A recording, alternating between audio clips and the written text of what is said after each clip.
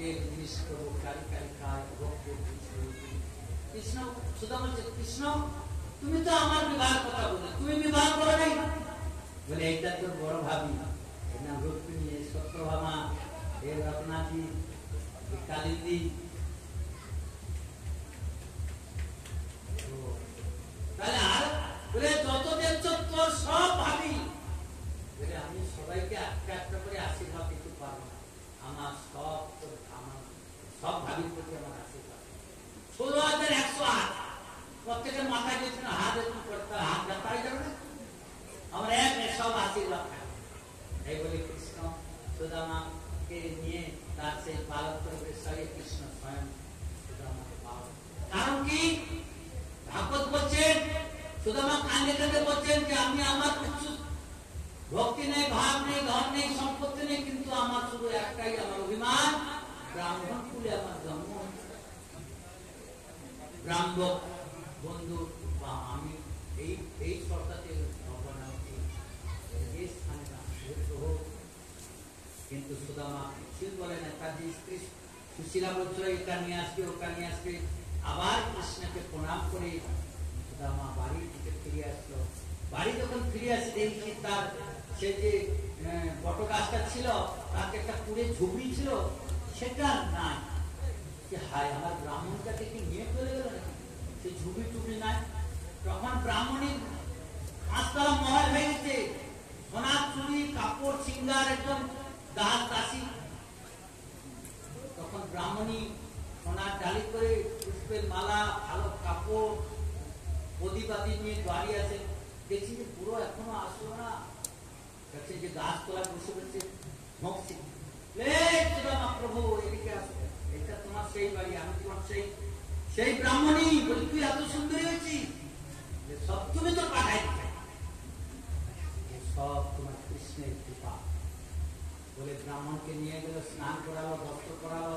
সুদামা কাঁদছে, প্রভু আমি গরিব ছিলাম, দিন রাত্রি তোমার কথা চিন্তা করতাম, এখন ঐশ্বর্য প্রিয়াম যেন তোমাকে না ভুলে যাই, তোমাকে না ভুলে যাই, এই আশীর্বাদ করো। এই করতে করতে তখন এই সুদামা কৃষ্ণ চিন্তায় মগ্ন। 2-3টা কাহিনী খুব ইম্পর্টেন্ট মনে আসছে, অল্প করে বলে দিই। নিগরাজ বলে একটা রাজা ছিল, সে দান করতে করতে গোদান করছে। ব্রাহ্মণদের গোদান করার পরে একটা ব্রাহ্মণ গরু নিয়ে বাড়ি যাচ্ছিল, তার গরুগুলো দৌড়ে এসে ওই রাজার গরুর দলে ঢুকেছে। রাজা আবার দ্বিতীয়বার সেই ব্রাহ্মণের গরুটা আর একটা ব্রাহ্মণকে দান করে। সেই ব্রাহ্মণ দৌড়ে দৌড়ে এসে রাস্তার মধ্যে ওরা গরুটা ধরছে, এই গরুটা আমাকে দান করেছিল তুমি? বলে আমাকে রাজা তুমি দান করেছে, বলে আমাকে দান করেছে। এই দুই ব্রাহ্মণের ঝগড়া। তারপরে রাজার কাছে বলল, রাজা তুমি তো গরুটা আমাকে এক্ষুনি দান করো। সে বলে, রাজা এই গরুটা তুমি তো আমাকে একটু আগে দান করছো। ঘটনাটা কি বলতো, আমি গরুটা নিয়ে যাচ্ছিলাম, আমার হাত থেকে রশি থেকে ছিঁড়ে এসে তোমার রাজ্যে ঢুকে গেছি, আবার তুমি আর একটা ব্রাহ্মণকে দান করো। আমার ভুল হয়ে গেছে, আর 100 টাকা গরু তোকে দিচ্ছি, ওই গরুটা। বলেন আমার ওই গরুটা লাগে। সে ব্রাহ্মণ বলে আমি ছাড়বো না, ওই ব্রাহ্মণ বলে আমি ছাড়বো। এই দুই ব্রাহ্মণের ঝগড়া হতে হতে আর রাজাকে অভিশাপ দিল, কিরকলাস জন্ম। কিরকলাস বুঝো, ওই যে বেড়ার মধ্যে যে থাকে মুখ জামাইকে সে নিয়ে কিনলে বোম্বাই থেকে বিক্রি করে দেবে। সাধারণত তোমাদের তো এই দিকে কম, আমাদের শিলিগুড়িতে মেয়ে পাচার, এই আসাম কুচবিহারকে নিরীহ গ্রামের মেয়েগুলো পড়ালেখা জানে না, বাবা মা খেতে দিতে পারে না, তাদেরকে কাজের লোকদেরকে নিয়ে যায়, আর ওদিকে বেশ্যালয় আর বড় বড় হোটেলে বড় বড় সমাধিকে বিক্রি করে।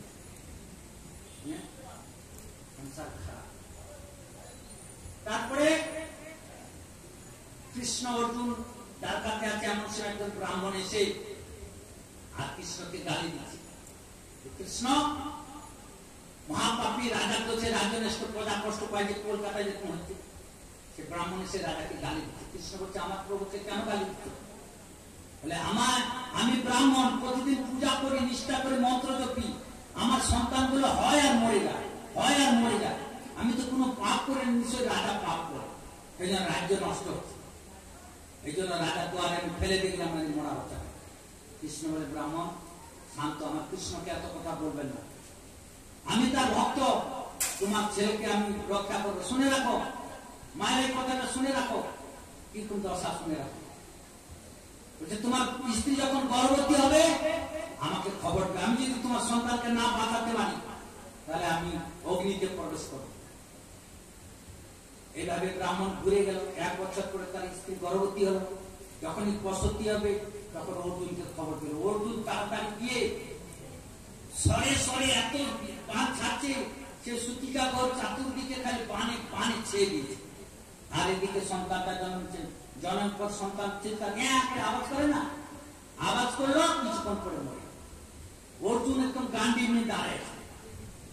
অর্জুন ব্রাহ্মণ, ওই অর্জুন তুই তো অত গর্ব করছিলি, বড় যোদ্ধা, এই নে মরা বাচ্চাটা নিয়ে ধিক্কার করে বীর। অর্জুন সত্যি তো মনের দুঃখে অর্জুন পোশাক খুলে অগ্নিকুণ্ড জ্বালায় দিচ্ছে, অগ্নিতে প্রবেশ করবে। কৃষ্ণ বলে, অর্জুন দাঁড়াও, তুমি বীর, পোশাক করো, গান্ডি নাও, রথে বসো। অর্জুন বসলো, তখন কৃষ্ণ রথ চালাই দিল। রথ চলতে চলতে চলতে চলতে ত্রিভুবন রথ পার করে গেল। পার হতে হতে হতে রথের সামনে সুদর্শনকে বসে দিচ্ছে, আর সেখানে চন্দ্র সূর্যের আলো যায় না। সেই ভোমা পুরুষ বলে যে পৃথিবীকে মাথায় ধরে রাখছে, সে অনন্তদেব ভোমা পুরুষ, সেই ব্রাহ্মণের বাচ্চাগুলোকে সব নিয়ে যায়। সে ভোমা পুরুষের আশা, প্রভু তুমি আমাকে দায়িত্ব দিয়েছ তোমার পৃথিবীকে রক্ষা করার জন্য, আমি মাথায় করে তোমার পৃথিবী ধারণ করে আছি। শুনছি তুমি এই ভ্রমলীলা করতে সেই বৃন্দাবনে গেছো, আর ভক্ত অর্জুনের সাথে গীতা উপদেশে সংসারকে উদ্ধার করেছো। এমন যে পরম ভক্ত অর্জুন, তাকে আমি আর কৃষ্ণকে, ভক্ত ভগবানকে একসাথে পূজা করা আমার আশা, তাই আমি কষ্ট দেওয়ার জন্য ব্রাহ্মণের পুত্রকে নিয়ে আসছি, তুমি তাকে রক্ষা করার জন্য আসছো। এখন আমার বরং ভাগ্য দুয়ারে। তখন সে বোমা পুরুষ বার হয়ে কৃষ্ণ আর অর্জুনকে প্রণাম করলেন। প্রণাম করার পর তাদেরকে সৎকার করে ভোগ লাগালেন। সেই নয় সে ব্রাহ্মণের সব সন্তান। এখন সে বোমা পুরুষকে আশীর্বাদ দিয়ে কৃষ্ণ আর বাচ্চাগুলোকে নিয়ে দ্বারকায় ফিরে আসলেন, আর ব্রাহ্মণকে ঘুরিয়ে দিলেন। ব্রাহ্মণের মুখে হাসি আসলো, ব্রাহ্মণ খুব আশীর্বাদ দিলেন।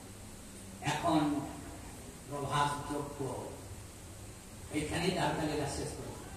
প্রভাস যজ্ঞ কি না, কৃষ্ণ ঊর্ধ্বকে বলছেন, ঊর্ধ্ব তুমি কেদারগতি চলে যাও, মৈত্র ঋষির সঙ্গে দেখা হবে, আর বিদুর হস্তিনাপুর থেকে সে তীর্থ করতে তার সঙ্গে রাস্তায় দেখা হবে, তাকে তুমি উপদেশ দিবে, আর তুমি কেদারগতি চলে যাও। আর এদিকে অর্জুনকে বলছে, এদিকে সমস্ত দ্বারকাবাসীকে বলছে, দেখো দ্বারকাবাসী, এই যে যজ্ঞের যে তিথিটা আসছে না, এই তিথিটাতে খুব সুন্দর তিথি, প্রভাস তীর্থে যাও, আর সেখানে যজ্ঞ আরম্ভ করো, ব্রাহ্মণদেরকে সবাইকে দান দক্ষিণা করো, আর তার প্রবাসী তোমরা স্নান করে পূজা পাঠ করো। কৃষ্ণ সবাইকে আদেশ করে দিলেন। সবাই সেজে বুঝে সেই প্রভাস তীর্থে গেলেন। প্রভাস যজ্ঞ শুরু হলো। যজ্ঞ শেষ, ব্রাহ্মণদেরকে দান দক্ষিণা আদি করে দিলেন, প্রসাদ খেলেন, আর সবাই খাওয়া দাওয়ার পর তারা মস্তি করতে শুরু করলেন। পৈষ্টিক নামে একটি মদিরাকে পান করলেন। পান করার পর তাদের বুদ্ধি বিক্রয় ধারণ করলো। তারপর তারা মারামারি শুরু করবে। ওই যে কুরুক্ষেত্রের যুদ্ধ না, তোমার বংশ ধ্বংস হবে, ওই জন্য সমুদ্রের ধারে যে সেই যে খণ্ডটাকে ঘষে দিয়েছিল, সেই যে গাছ হয়েছিল নল খাগড়া নল গাছ, সেই ঘাসগুলোকে নিয়ে ওকে স্পর্শ করছে, ওকে পড়ছে, আরে তুই আমার ভাইকে মেরে দিলি, ওই তুই আমার বন্ধুকে মেরে দিলি, এইভাবে ক্রোধ সৃষ্টি হলো। ওই ঘাস স্পর্শ করতে করতে চোখের নিমিষের মধ্যে সব ধ্বংস হয়ে শুয়ে গেল। যদুবংশ নিমিষের মধ্যে। কেন যদুবংশ ধ্বংস হলো? তার আর একটা কারণ না, গান্ধারী কৃষ্ণকে অভিশাপ দিয়েছে যে কৃষ্ণ তুই আমার গুরুবংশকে যে তুমি ধ্বংস করলি, তোর যদুবংশ ধ্বংস। আবার ব্রাহ্মণদের অভিশাপ দিল, এটা কৃষ্ণের ইচ্ছা যে আমি চলে গেলে আমার বংশের ছেলেরা মানুষকে, ঋষিমুনিকে অপমান করবে, অতএব ঋষির মুখ থেকে অভিশাপ চলে এদেরকে আমরা উদ্ধার করে নিয়ে চলে যেত। কৃষ্ণ স্বয়ং গেলেন। কৃষ্ণের মনের দুঃখে বট গাছের তলায় পা মিলায় বসলেন, আর অর্জুনকে আকর্ষণ করলেন, অর্জুন তুমি এই মহিষীদের নিয়ে তুমি সে ব্রজে যাও, আর আমি এখন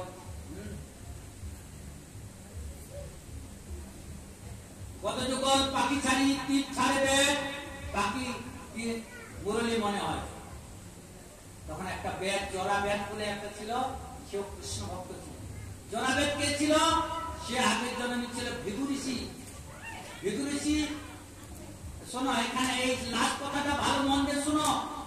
ভৃগু ঋষি কে দায়িত্ব দিয়েছিল সমস্ত দেবতারা কে কোন দেবতা সবচেয়ে বড়, কার পূজা আগে হবে।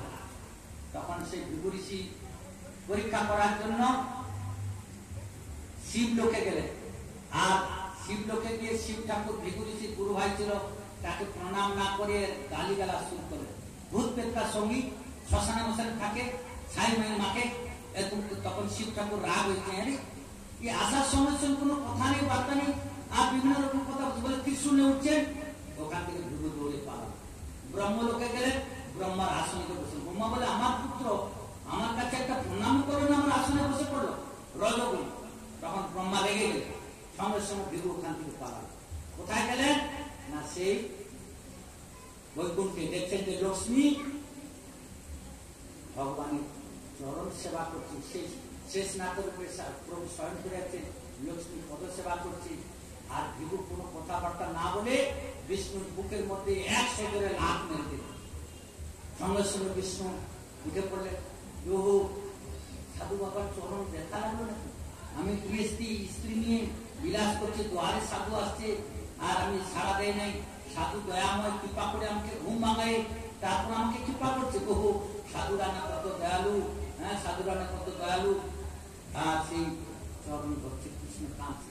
তখন ভৃগু বলছে, প্রভু আমি একটু শিব ঠাকুরকে প্রণাম করে নে, কথা ভালো বলে নে, আমাকে রাগ করো, পিতাকে খুব সম্মান করে নে, রাগ করো, আর আপনাকে আমি এত করে লাভ মারলাম, তাও আপনি আমাকে একটু ক্ষমা চাইছেন। হে দেবতাগণ, হে জগৎবাসী, তোমরা জেনে রাখো, জগতে যদি পূজা করতে হয় বিষ্ণু নারায়ণের পূজা তোমরা করবে। বিষ্ণু হল সর্বদেবতা মধ্যে শ্রেষ্ঠ। সে ভৃগু এসে ঘোষণা করলেন জগৎকে। কিন্তু ভৃগু অপরাধ মনে করে বলে, প্রভু একান্তে আমি যেন তোমার সেবা করতে পারি। সেই ভৃগু এই জন্মে সে হলো বেদ উঠে আসছে, ওই যে কঠিন কাজ করেছিল, এই জন্য ছোট কুলে এসে কৃষ্ণের ভক্ত ছিল। কিন্তু সেই মৃগা করতে করতে দেখছে যে গাছের মধ্যে একটা লাল পাখি বসে আছে, কিন্তু ওটা কৃষ্ণের চরণ লাল লাল। দূর থেকে দেখছি পদযুগল পাখি, ভাবে তীর ছাড়বে, ভাবতে পাখি বলে তীর ছেড়ে দিচ্ছে। দেখে কি যে পাখি তো না, এখানে তো ভগবান, তার চরণে আমি রক্ত বয়ে দিলাম বলে হাত পেতে অধর্মে পৌঁছে। তখন ভগবান হচ্ছে, ভৃগু জরা তোর কোনো দোষ নেই, ঋষিমুনি অভিশাপ হচ্ছে আমার। ওই যে প্রভাস যদু বংশ ধ্বংস হবে, ওই যে যেটা ঘষে ঘষে যে মুসলটা ঘষে দিয়েছিল, তো লাস্টে একটু ঘষতে পারে নাই, নদীতে ফেলা দিয়েছিল। একটা মাছ খেয়েছিল, সেই মাছটা ওই ব্যাগ ধরেছিল, ব্যাগটাকে সেই মাছের পেট থেকে নিয়ে ওই তীরের মাথায় লাগিয়েছিল, সেই তীরটা ছেড়ে দিয়েছিল। ওটা তোর কোনো দোষ নাই, এসব আগে নির্ধারিত। আমার সেই ঋষিমুনি বাক্য খণ্ডন হলো, এখন আমি সভামে যাবো। বলে না প্রভু, আমি তোমাকে কাছে প্রার্থনা করি, আমি যেন একান্তে তোমার ভোজন করতে পারি। সেই জলা বেদ হলো এই অন্য যুগে এসে নীল মাধব রূপে জগন্নাথের সেবা করল। এই কিন্তু জগন্নাথ কেমন করে প্রকট হলে এই প্রসঙ্গটা তো বললাম না, তারপরে এখানে শেষ করে দেবো। জগন্নাথের প্রকট হয় দ্বারকা থেকে হয়েছে, মনে কেন ফুটকা থেকে যাবে বলে দিই। এই একদিন নারদ ঋষি, তিনি চতুর্দিকে ঘুরতে ঘুরতে সবচেয়ে কৃষ্ণেরকে ভক্ত পরীক্ষা করতে করতে প্রহ্লাদের কাছে গেছে। প্রহ্লাদ, তুমি না কত বড় ভক্ত। বলে আমি কি ভক্ত? নৃসিংহদেব একদিন আমাকে দেখা দিয়ে আর দেখা দেয়। তুমি দেখো বড় ভক্ত তো তুমি ওই যে হনুমানের কাছে যাও। হনুমান দিন রাত্রি রাম নাম করে, রাম বড়, হনুমান বড় ভক্ত। হনুমান তুমি বড় ভক্ত, কৃপা করো। বলে আমি যদি ভক্ত হতাম, রামচন্দ্র আমাকে ছেড়েছে সব, আমি চলে গেছি, আমি যেতে পারি। হনুমানও আমার, এখন হনুমান বেঁচে আছে। তারপর তুমি ভক্ত হচ্ছে যাও পঞ্চ পাণ্ডবের কাছে। পঞ্চ পাণ্ডব বলছে আমি যদি, আমরা ভক্ত না, যদি ভক্ত দেখতে চাও দ্বারকায় যাও। প্রভু আমাদেরকে রাজ্য দিয়ে তিনি দ্বারকায় চলে গেছেন। দ্বারকাবাসী তারা কৃষ্ণের বংশ, নাতিপুতি, ঊর্ধ্ব কন্যাপত ভক্ত। ঊর্ধ্ব গোপী বলছে মহিষী বড় ভক্ত বলে, মহিষী বলছে যে আমরা যদি ভক্ত, রাত্রিবেলা না কৃষ্ণকে কত সেবা করি, ভোরবেলা দেখি কি তার চকুটা কাজল ভেসে যায়, বালি ভিজে যায়, কে তাকে ভালোবাসে, কাঁদে কাজল। গোপী রুক্মিণী তুমি ভক্ত বলছে, তাহলে তাহলে একটা লীলা শোনো, কৃষ্ণকে বড় ভক্ত। তাহলে একদিন কি করেছে না, রুক্মিণী মা ওই ব্রজে ছিল, ও রুক্মিণী মা তোমার ছেলেকে না আমরা সবাই মিলে সেবা করি, কার জন্য কাঁদে গো? ও তার কথা শুনবে? তাহলে শোনো, তোমরা বসো, সব মহিষীরা বসো, আমি বলবো, কিন্তু ওই দরজা লাগিয়ে রাখতে হবে। কৃষ্ণের কথা বললে কৃষ্ণ চলে আসবে, আর সুভদ্রা বোনকে দরজার কাছে পাহারা দিতে হবে, না হলে কিন্তু গড়বড় হয়ে যাবে।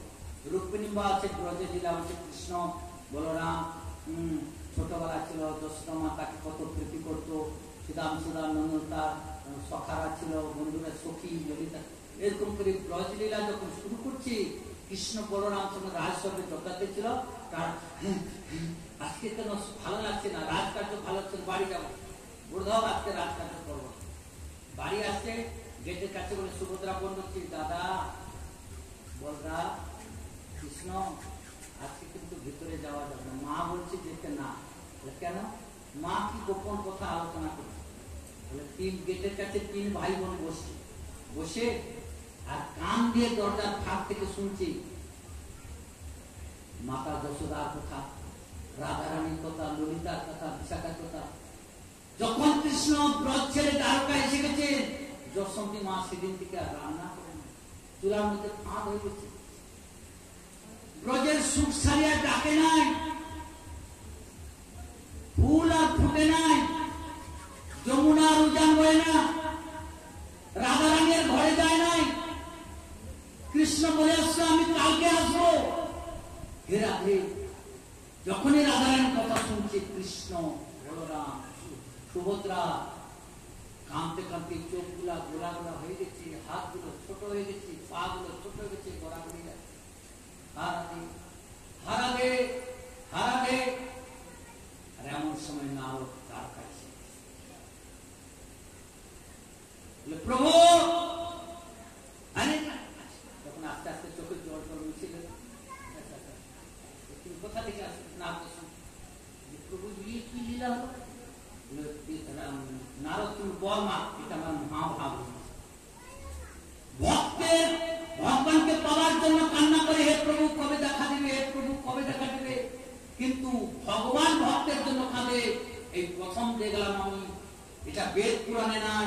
প্রভু তুমি যদি আমাকে কৃপা করে থাকো, এই লীলা তুমি সমাজে প্রকাশ করাও, সেই হলো এই জগন্নাথ পুরীর জগন্নাথ লীলা। সেই যে ছোট ছোট হাত, চোখ বড় বড়, পাও নেই, কেউ যদি কান্না করে তার চোখ যখন গোলা যায়, বৃষ্টিতে যাবে তো গোলা গোলা দেখা যাবে। প্রেমময় মূর্তি, সেই হলো জগন্নাথের এই রূপ। ভক্তের জন্য কাঁদে কাঁদে মহাপুরুষ সন্ন্যাস নিয়ে রাধারানীর ওই ভাব আস্বাদন করার জন্য পুরী গেলেন। জগন্নাথকে দেখে তখন রাধারানীর ভাব, মহাভাব, সেই ভাব হতো দ্বারকা লীলার পর। আর সেই পুরীতে এসে সে কাঠ ভেসে, সেই লীলা আবার আলাদা কোনোদিন এখানে বলবো। অতএব কৃষ্ণ সে প্রভাত জগতে ওখানে ছেড়ে চলে আসলেন। প্রভাতে কৃষ্ণ যখন বসে থাকলেন, ব্যাট তীর মারলেন, হাত ধরলেন, হাত ধরার পর তারপর কৃষ্ণ চরণ থেকে বাম কাছে উঠায় নিলেন, কৃষ্ণের কাছে আশীর্বাদ নিয়ে কৃষ্ণ তখন এই ভ্রমলীলা ত্যাগ করে আর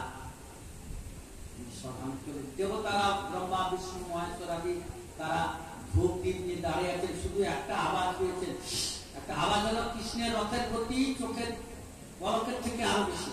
দেবতারা চোখের মনের গতিতে আসে, আর ভগবান তার ভাবনার গতিতে যায়, ভাবনা হওয়ার সাথে সাথে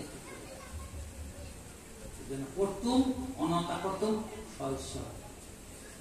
কৃষ্ণ এই জন্য সংসারে অনেকে বলে যে ওই ভগবান সেই ভগবান। কৃষ্ণ জগতে লীলা করতে আসছেন, লীলা জগতে পাপ তাপ লীলা আদি হয়ে গেছেন, তিনি সশরীরে আসেন, সহস্র ত্যাগ করে চিন্ময় শরীর ভগবানের সমাধি মন্দির নাই। যারা ভগবান বলে দাবি করেন, ভগবানের চুলদারি হয় না, ভগবান চির নিত্য নবায়ন মান, কোনদিন বৃদ্ধ হয় না। জগতে এসে বিভিন্ন লোক বিভিন্ন ভাবে ঠকাচ্ছেন, কে বলে আমার গুরু ভগবান, মানুষ ভগবান, ও ভগবান, সে ভগবান, নাম নিলে বলবে মহারাজের নিন্দা করছে না। বাস্তব সত্য জিনিস অনুভব করুন। জীব কোনদিন ভগবান হয় না। গুরুকে বলা হয় ভগবানের স্বরূপ, সাক্ষাৎ হরিতেন সমস্ত শাস্ত্রই। আজকের আমাদের গুরুদেবের তিরোধান তিথি, বেদান্ত সমিতি প্রাক্তন আচার্য বচট্ট গোস্বামী মহারাজ, তার আজকে তিরোধান তিথি। তার আবির্ভাব তিথি ছিল সেই বাঁকুড়ায়। তার আশ্রম নবদ্বীপ মঠে তিনি বাল্য অবস্থা থেকে সেবা করেছেন, সন্ন্যাসী ছিলেন, অনেক শিষ্য সামন্ত ছিল, আচার্য হয়েছিলেন। পরে এই 2020 সালের করোনার সময় তিনি দেহান্ত হয়েছেন। তার আশ্রম আমাদের দুর্গাপুরে আশ্রম আছে, সেখানে সমাধি আছে। তার বহু আমাদের পরে আমাদের আবার বৈধান গোস্বামী মহারাজ তিনি আচার্য হলেন। সেই তার কালকে তার জন্মদিন গেছে, তার আগে কালকে আবার ভক্ত ঠাকুরের জন্মদিন গেছে। হ্যাঁ, আজকে সংক্রান্তি, আগামীকাল হলো পূর্ণিমা, বিশ্বরূপ পূর্ণিমা। কালকে মহাপ্রভুর বড় ভাই সন্ন্যাস নিয়েছিলেন। কালকে তিনি আমাদের এক বড় গুরু ভাই জ্যোতি মহাদেব তিরোধান তিথি। কালকের দিনও খুব ভালো। তো অতএব আজকে এখানে আমরা তাকালীলা বিশ্রাম রাখতেছি। হ্যাঁ, আর কালকের কিছু পাঠ হবে সেটা বলে দিবেন। আমি কালকে সন্ধ্যার সময় হয়তো আপনাদের কাছে আর দর্শন দিতে পারবো না, কারণ আমি আমার আবার রায়গঞ্জে একটা বড় অনুষ্ঠান আছে, আমাকে যেতে হবে। সকালের দিকটা আমাদের কমিটির কি আদেশ হয় জানি না, কখন কি পাঠ দেয়। তো এখন আমরা এখানে গ্রন্থে বিশ্রাম রাখলাম। এইখানে রহিল গ্রন্থি অমৃত লহরী বদন বলি, সবাই একবার বড় হরি হরি। এই কয়েকদিন যে হরিকথা বলতে গিয়ে, এই কয়েকদিন ভগবানের হরিকথা বলতে গিয়ে বিভিন্ন ছন্দ ছাড়া গেছে, বিভিন্ন লীলা ছাড়া গেছে। ঈশ্বরের কাছে, প্রভুর কাছে প্রার্থনা করি, ভাগবতের কাছে আমাকে যেন ক্ষমা করে দেয়। জগৎবাসী শ্রোতৃমণ্ডলী তারা যেন আমাদের আমার মনে করেন কোন কটু কথা আদি শব্দ উচ্চারণ ভুল আদিতে